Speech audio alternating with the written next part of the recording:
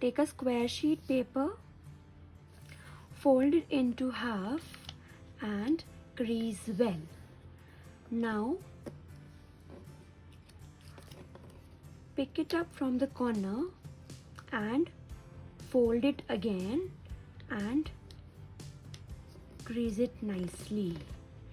Now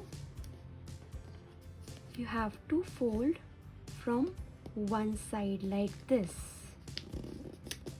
So once you have done this, now turn the paper and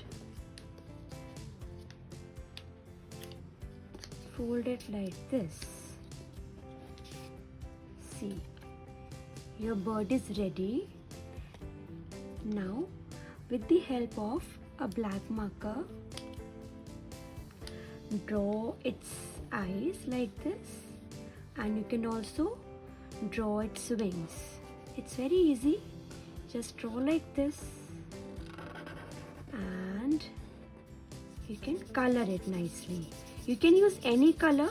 If you have red, blue, black, you can use all types of colors.